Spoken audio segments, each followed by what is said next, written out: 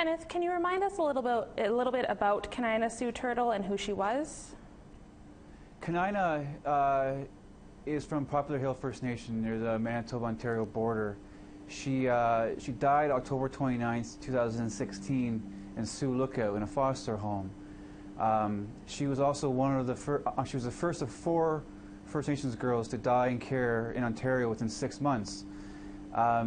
At the time, we talked to her parents at the time, and they didn't believe that she died by suicide. They just couldn't bring themselves to understand that, why she would do it. But she had been in care for Child Protective Services for, I believe, a couple of years, bouncing around. But at that time in April, they weren't convinced last April that she had died by suicide. But we recently found out some new information that they've uncovered.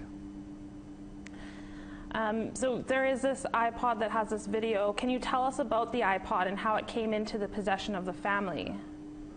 Well, I spoke to the father and the mother, both, and their lawyer, and they said in the summertime, shortly after we spoke, that they were given an iPod by the police that belonged to their daughter Kanina. Police said they couldn't actually access it because they didn't know the passcode, but they told them that there was a video on there. And what happened, it was Kanina filming her suicide in the foster home in Sioux Lookout.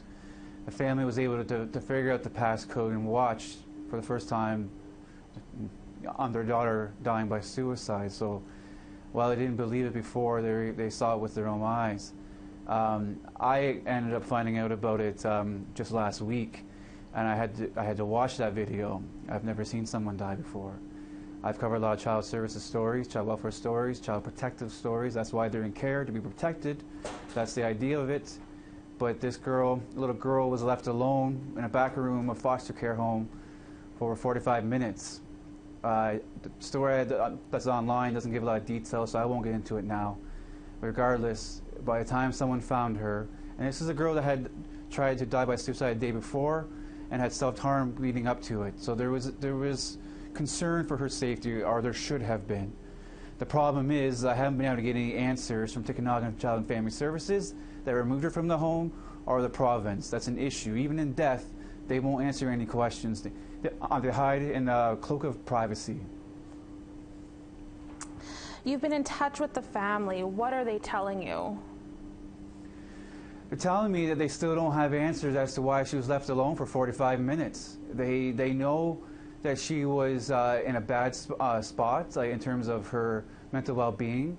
There was concern. The family had concern for her. They're saying Tikanagan won't give them any answers. They've told her, they've told them all along that she died by suicide, but essentially that's it.